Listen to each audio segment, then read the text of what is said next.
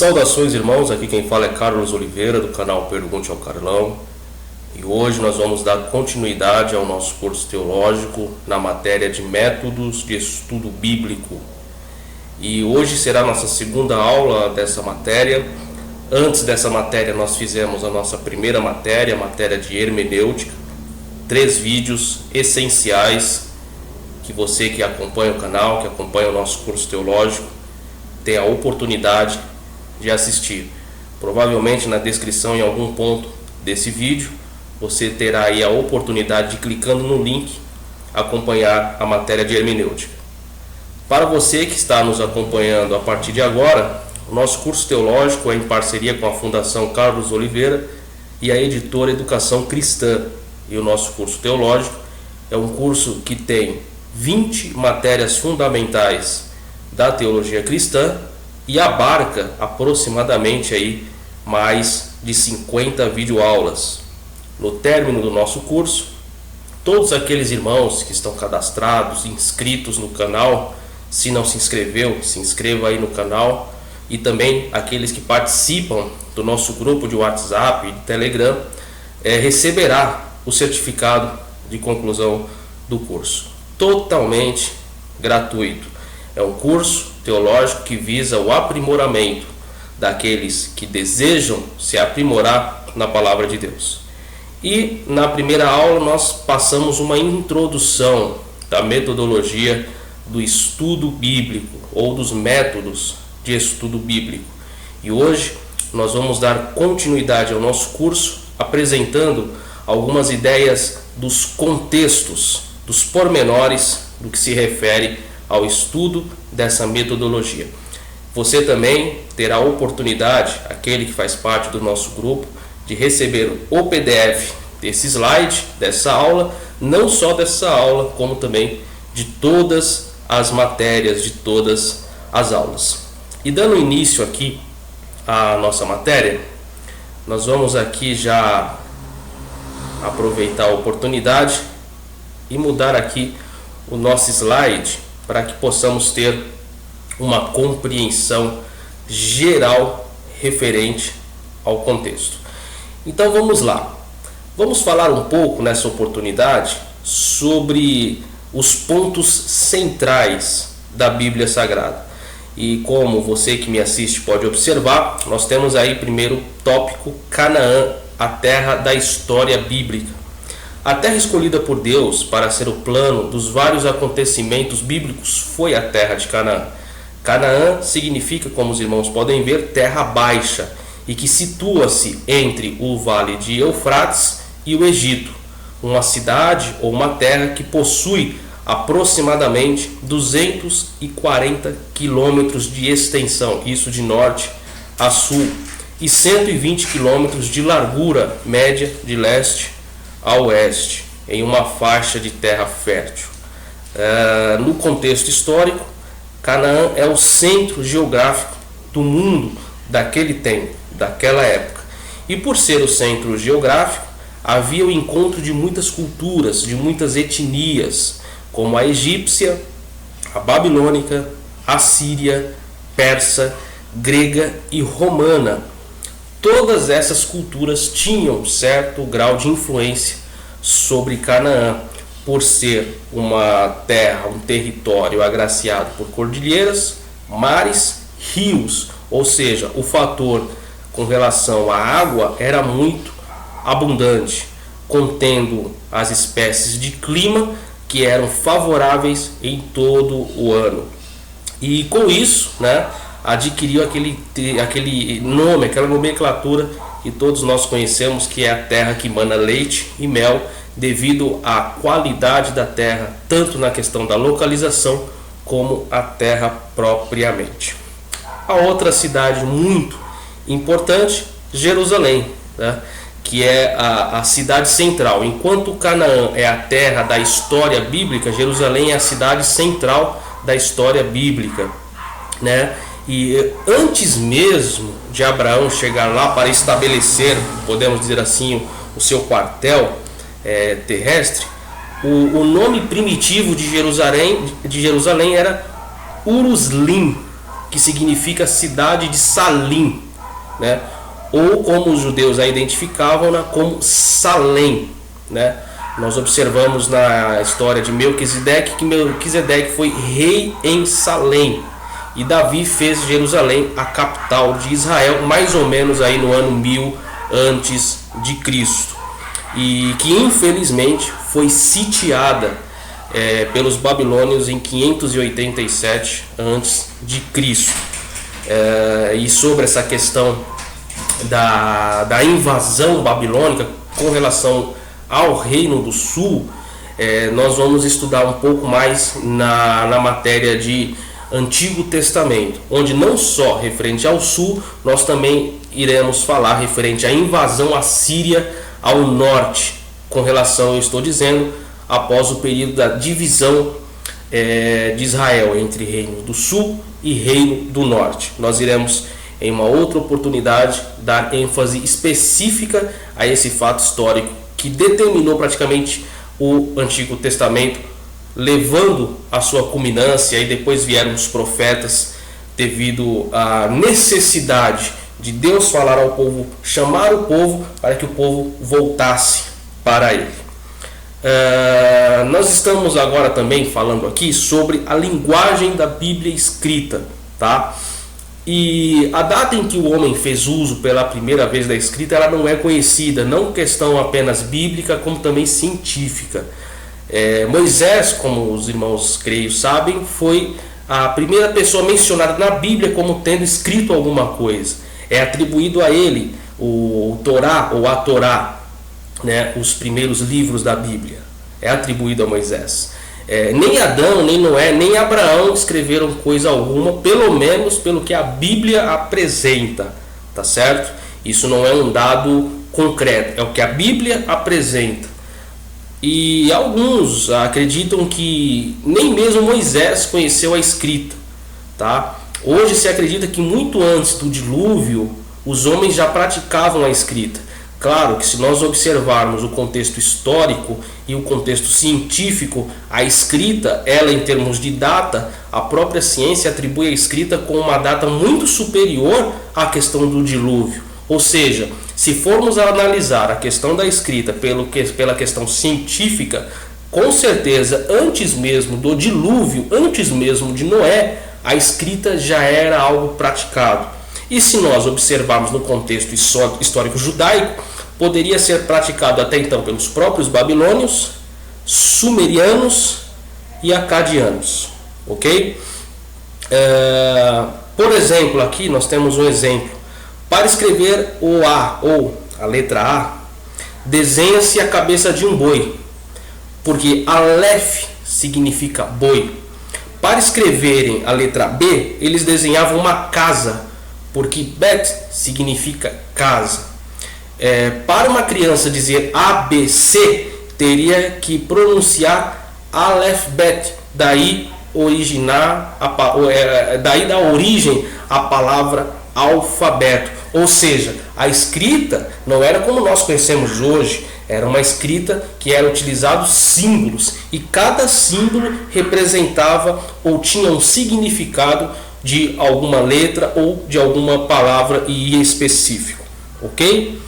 Os idiomas existentes no contexto bíblico, que são os 3 idiomas que nós conhecemos, que nós vamos falar aqui: o hebraico, o grego e o aramaico, ok? O hebraico é a língua oficial do país israelita, o aramaico é falado entre os cristãos assírios, persas e também no Iraque, e o grego a língua oficial da Grécia. Com o passar dos tempos, esses idiomas sofreram muitas modificações, inclusive o próprio hebraico sofreu muitas modificações. Desde os masoretas até os dias atuais, são inúmeras modificações na linguagem ou na escrita ou no próprio alfabeto hebraico. Porém, as suas bases elas permanecem, as suas bases são as mesmas. E Deus, na sua infinita sabedoria, não permitiu que morressem os idiomas da Bíblia, a fim de que os inimigos da própria ou da mesma tivessem suas bocas fechadas, ou seja, todos esses idiomas, por mais que sejam antiguíssimos, permanecem vivos até os dias atuais. Não é, por exemplo, o latim, que é uma língua em tese mais atual, mas que é considerada uma língua morta. Porém, tem uma grande importância, principalmente para a nossa tradução, para a Bíblia em português, em outros idiomas, principalmente os idiomas de origem latina ou do latim, que a Bíblia, como os irmãos mesmos sabem, ela, no nosso caso português, não foi uma tradução, não foi extraído direto dos textos originais hebraico, aramaico e grego, mas desses idiomas foi traduzido para o latim e muito tempo depois do latim para o nosso idioma. Quer ver um exemplo? Vou te dar um exemplo com relação à palavra inferno. No hebraico, no aramaico, no grego ou no contexto bíblico, a palavra inferno para o contexto bíblico escriturístico, ela pode ser representada por 4 ideias ou 4 vertentes. Ela pode ser na questão do Antigo Testamento, por exemplo, como Gena, como Sheol. E no Novo Testamento, no grego, pode ser atribuído ou identificada com as palavras Tártaro ou Hades. Cada uma tem um significado específico, cada uma tem uma abordagem específica. Porém, no latim, eles pegaram essas 4 palavras, tanto do hebraico, as 2 do Antigo Testamento, como do grego, do Novo Testamento, as outras 2, e transformaram no latim essas 4 palavras em uma só, infernos, no plural, que para o português é traduzido como inferno. Então nós temos que tomar muito cuidado quando nós lemos a palavra inferno. Por isso que nós temos que recorrer ao original, porque no nosso português nós observamos a palavra inferno, mas no contexto bíblico, no texto original, esse inferno representa quais palavras? Representa Sheol, representa Gena, representa Tártaro ou representa Hades. Nós temos que ter esse conhecimento, porque cada palavra ela representava alguma coisa em específico. Esse é só um exemplo de uma palavra de milhares de palavras que existe no contexto bíblico. Aqui nós temos o alfabeto hebraico, para aqueles que não conhecem, têm a oportunidade de conhecer o alfabeto hebraico. Como vocês podem ver, possui 22 letras e todas são consoantes. Não vamos dar ênfase muito na explicação de cada termo, mas para que vocês que nos acompanham tenham uma ideia, um vislumbre, e que isso sirva de motivação também para que você se aprimore nessa linguagem que é fantástica e essencial para aquele que estuda a Bíblia, a palavra de Deus. Seja essa pessoa cristã ou seja essa pessoa apenas um cientista, é fundamental o estudo das palavras ou do texto ou da linguagem original da Bíblia. Então vocês têm aí a oportunidade de verem o alfabeto hebraico. Mais adiante, nós verificamos aqui o aramaico. Como vocês podem observar, eles têm algumas diferenças referente ao próprio hebraico. Na verdade, o aramaico ele foi usado quando o povo estava em cativo, ok? Então ele tem algumas diferenças, tanto na sua escrita como também nos sons. Então aí você tem a oportunidade de conhecer um pouco o alfabeto aramaico. E indo adiante, nós temos o grego, que vocês podem ver já tem uma tabela maior. E o grego, o koiné, não o grego clássico que era praticado restritamente entre pessoas de um nível mais elevado e não o povo em comum. O povo falava o grego koiné. O clero, as pessoas de maior elevação cultural, faziam uso do grego clássico. E nós temos aqui também, seguindo adiante, um modelo dos manuscritos, que é como a Bíblia ela foi escrita. A Bíblia foi escrita, como vocês podem ver, em rolos, que são chamados de manuscritos, que significam ou que tem, uma abreviatura por MS. Os manuscritos podem ser encontrados seja em rolo ou livro e são feitos de papiro ou pergaminho. Papiro era preparado de uma planta aquática muito abundante, ou seja, tinha muito papiro no Egito. e era um material bastante durável, um material que tinha uma certa resistência, e é por isso que atravessou muitos anos, contanto que não fosse umedecido. Ele é mais resistente, como vocês podem ver no slide, a climas mais desérticos e seco, como era parte do ano no Oriente Médio. Se você não sabe, na região do Oriente Médio, na região de Jerusalém, por exemplo, vocês podem observar até no contexto bíblico que também faz frio no inverno. Lá não é só calor, lá não é só temperaturas quentes, elevadas, também faz frio lá. As folhas de papiro, elas eram brancas quando novas, e com o passar do tempo elas iam amarelando, como vocês podem observar nessas imagens do slide.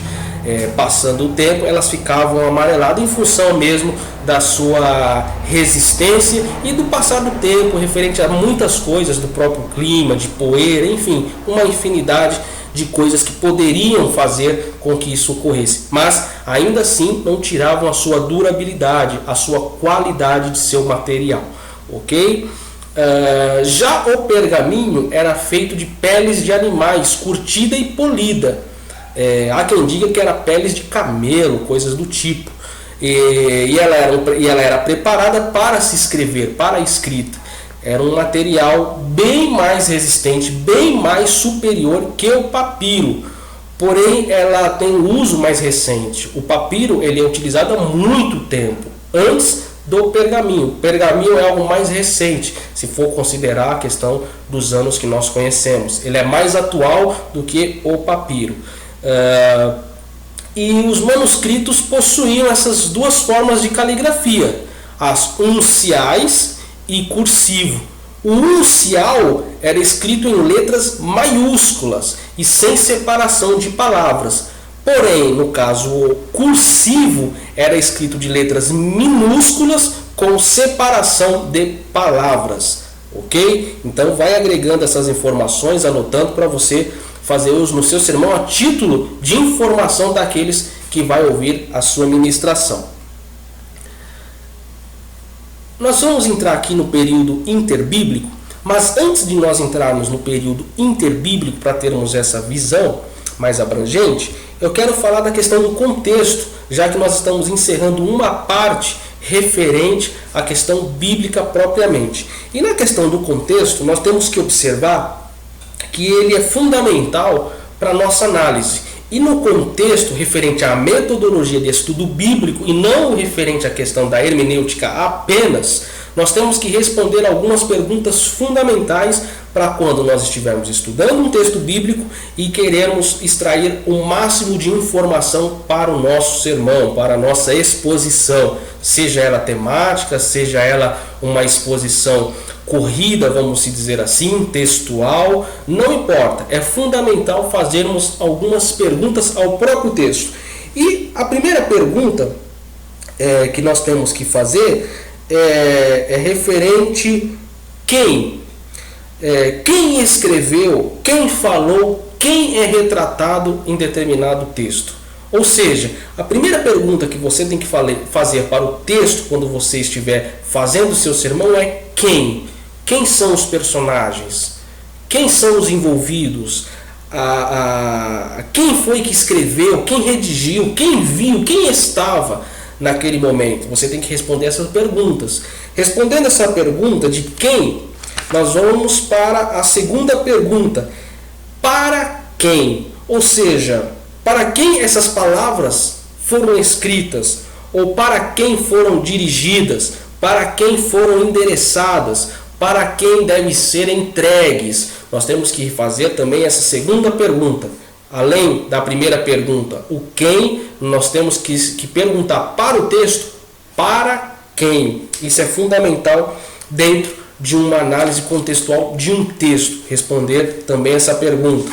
A terceira pergunta que nós temos que também responder é quando? Referente a uma questão de data, de época, de momento, de parte da história, quando foi escrito, ou seja, quem escreveu, para quem escreveu e quando escreveu determinado texto. Irmãos, se nós praticarmos esse simples método em qualquer passagem bíblica, o nosso conhecimento referente ao texto bíblico, ele vai ter um crescimento grandioso. E alguns de nós, às vezes, nos esquecemos de usar essa ferramenta. Nós simplesmente sentamos, pegamos alguns livros, começamos a escrever, damos um sentido, damos um tema e pregamos. E às vezes nós não conhecemos a fundo aquela história, aquele acontecimento, e que se nós tivéssemos feito esse processo de metodologia, nós teríamos a oportunidade de saber quem de fato escreveu, para quem de fato escreveu e quando foi escrito. Isso é fundamental. Quarta pergunta: onde? O local que foi escrito, a cidade, o município, se nós podemos assim dizer, a região, o país, a terra, o território, a tribo, onde foi escrito. Ou seja, primeiro, quem escreveu; segundo, para quem escreveu; terceiro, quando escreveu; quarto, onde escreveu. Nós temos que seguir esse passo a passo. Quinto passo, além desses já citados, o quinto passo é como escreveu. Como essa pessoa escreveu, na questão de deixar explícito qual tipo de literatura empregada foi utilizada nessa comunicação da palavra de Deus. E aí eu retomo a questão do que nós estávamos falando há pouco, da linguagem escrita da Bíblia, das línguas originais, o hebraico, o aramaico e o grego. Qual foi utilizado e como foi utilizado? Foi utilizado de qual maneira? Essa pergunta nós também conseguimos encontrar quando nós perguntamos para o texto e ele nos responde. Nos responde como? Como quando a gente faz a pesquisa, quando a gente faz a busca, quando a gente faz a análise textual completa, utilizando todas as ferramentas necessárias para uma boa hermenêutica e um bom método de estudo bíblico. Ok? Então essa é a quinta pergunta que você deve fazer para o texto para extrair o máximo de informação. A sexta pergunta é por quê? Tá? Por que foi escrito? Por que houve essa necessidade? Por que foi necessário escrever esse texto, esse livro, essa dissertação, essa tese, essa doutrina? Por quê? O texto também vai falar para você, ele vai te responder por que ele existe, por que ele foi escrito. Então, nós temos que seguir esses 6 passos para um contexto concreto, não abstrato, da palavra de Deus. Perguntando para o próprio texto quem escreveu, para quem escreveu, onde escreveu, quando escreveu, como escreveu, por que escreveu. Fundamentais perguntas que nós devemos responder através do texto bíblico, através da mensagem que foi escrita, que nós não vivemos naquela época, mas que nós podemos entender quando nós nos permitimos nos envolver na época e estudar o texto bíblico. Nós vamos dar continuidade aqui ao nosso estudo e tenho certeza que só uma observação que nós podemos fazer aqui o uso é que para esse estudo é necessário usar muito material, concordância bíblica, dicionário bíblico, comentário bíblico, principalmente. Esses 3 tipos de literatura, concordância, dicionário e comentário bíblico, são fundamentais para que a gente possa ter uma compreensão mais detalhada referente à ideia do texto propriamente, ok? Vamos continuando aqui, um outro tópico muito importante que nós não podemos deixar de passar para aquele que nos acompanha, é a importância das elaborações, ou melhor, a importância do estudo, da elaboração, o estudo prático das ideias, tá? E nós podemos dividir a ideia, o estudo das ideias, isso do contexto bíblico, em duas partes básicas, que é a primeira, o trabalho será colecionar e correlacionar as referências bíblicas ligadas com a ideia de que estamos tratando, e a segunda etapa, consultar as obras de referência, onde todo tipo de referência bíblica, histórica ou moderna irá aparecer, ok? Então vamos lá. A busca de referências bíblicas. Nós sugerimos pelo menos 4 modos de encontrar referências bíblicas. Primeiro modo, fonte de referências bíblicas para o estudo das ideias é a memória do estudante da Bíblia.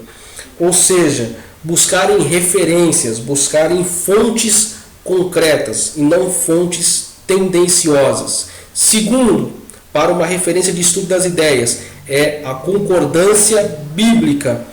Terceiro, para nossas fontes, é observar, principalmente em bíblias de estudo, com certeza todos devem ter uma pelo menos, observarmos as margens ou as notas de rodapé que podem nos auxiliar muito, ligando um texto a outro texto.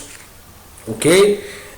Quarta, a sinopse dos livros são fundamentais, inclusive para nós respondermos aquelas 6 perguntas. Às vezes, uma sinopse do livro, ele vai estar nos apresentando quem escreveu, quando, como, para quem, de que forma, e isso já nos ajuda muito para termos uma ideia maior referente ao texto, para que a nossa mensagem tenha, no mínimo, uma introdução. Diferentemente de alguns pregadores aí que sopram o microfone, onde a gente no final da sua mensagem a gente não sabe quando ele começou, quando ele estava no meio e quando ele terminou, porque na verdade foi uma mistura e a gente não conseguiu absorver nenhuma informação, nada concreto que pudesse nos fortalecer, que pudesse nos ser como alimento e que pudesse nos fortalecer para, saindo da ministração, pudéssemos ter um mínimo de força, de resistência para suportar, podemos dizer, as ciladas do nosso adversário. Então é fundamental esse processo. E o segundo, que é a consulta de dicionários. Como eu falei, a consulta de dicionários bíblicos para uma análise das ideias é fundamental, porque com o dicionário, com essa possibilidade, nós podemos não só ter uma compreensão geral do texto, mas da palavra propriamente. É como se fosse uma análise léxico-sintática ou uma análise histórico-cultural, que nós estudamos isso na matéria de hermenêutica e que você pode acompanhar voltando nos textos, ou melhor, nos vídeos anteriores, ok? Então é fundamental o estudo das ideias, e o resultado do estudo das ideias é, em primeiro lugar, ele completará todos os estudos anteriores que você fez no contexto bíblico. Segundo, é o momento em que o estudo das ideias é o momento em que nós podemos entrar em diálogo com os livros consultados, uma relação de conhecimento daquilo que nós estamos lendo e daquilo que nós estamos absorvendo ou já sabemos antes mesmo da leitura. E terceiro, os estudos das ideias nos ajudam a compreender as ideias propriamente ditas pelo autor primário, pelo aquele que escreve o texto, por aquele que desenvolve o texto e que nos apresenta o texto até os dias atuais, o texto que nós temos hoje aqui. Então são ideias necessárias de serem estudados. Estudar a fonte, estudar a origem, estudar a razão dos fatos bíblicos é fundamental. E esse passo é intrínseco entre o que você sabe e o que você poderá saber ainda mais quando você pratica uma metodologia de estudo bíblico consciente, racional e correta acima de tudo. Tá certo? E só lembrando aquele que nos assiste que o estudo das ideias ele é só um. Nós já falamos do contexto, automaticamente do texto, da palavra e parafrase, que nós vamos também falar no próximo vídeo. Então, a metodologia básica, intrínseca é essa. Se você que nos acompanha praticar com disciplina essa metodologia, principalmente aqueles 6 pontos que eu informei, iniciais para uma análise plena e perfeita e com muita informação adquirida quando se pratica, sem dúvida alguma você vai ter uma elevação de conhecimento muito maior.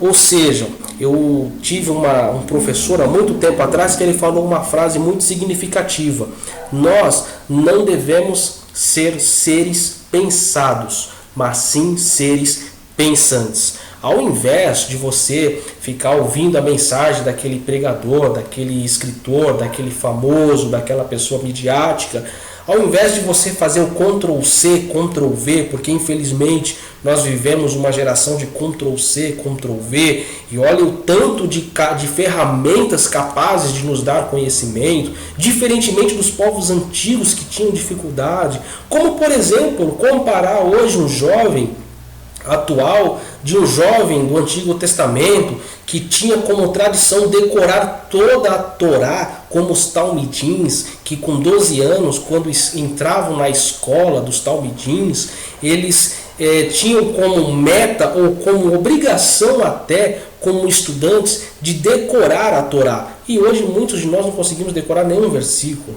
porque nós vivemos uma geração de Ctrl+C, Ctrl+V, tudo copia, e principalmente se copia aquilo que não é bom, que não é algo duradouro, que não é algo pleno, que não é algo que realmente traz resultados positivos para aquele que ouve, mas sim às vezes só para quem fala, porque quem fala é como se a pessoa pensasse consigo: o que agrada o povo, é isso, então é isso que eu vou fazer. Isso não está correto. Isso está errado. Nós temos que adquirir conhecimento, nós temos que buscar, nós temos que estudar, nós temos que ir adiante, nós temos que meditar, como a própria palavra diz, como o próprio texto bíblico nos diz, para que assim nós não possamos ou não venhamos ser enredados ou em qualquer tipo de confusão ou vento de doutrina.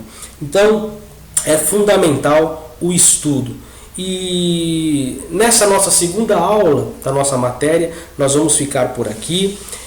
Eu tenho a certeza que você está aí adquirindo, fazendo as suas anotações. É fundamental que você faça as anotações, porque as anotações, por mais que você também vai receber o slide, você que faz parte da Fundação Carlos Oliveira, que é inscrito no nosso canal, faz parte de algum dos nossos grupos do WhatsApp ou do Telegram, com certeza também vai receber esse slide dessa apostila da matéria. Mas não só isso, faça você suas anotações para que você tenha mais próximo de você ali no caderno e que você possa usar essa metodologia para fazer o seu estudo, para fazer o seu sermão, para fazer a sua palestra, para desenvolver uma relação mais íntima com o texto bíblico, para que assim você consiga ser um ministrante, um palestrante de excelência. Só você, com o Espírito Santo de Deus que habita em você, tem condição de fazer isso. Ninguém mais, só você e Deus, só você, o Espírito de Deus, só você, o Senhor Jesus Cristo, só você com Deus pode realizar isso. Que Deus te abençoe, acompanhe as nossas aulas, as demais aulas. Se não é inscrito no canal, não se esqueça de se inscrever no canal, ativar as notificações, deixar o seu like, fazer seu comentário, sua pergunta aqui nos comentários do YouTube, e que com certeza todos nós vamos crescer em graça e em conhecimento. Deus abençoe.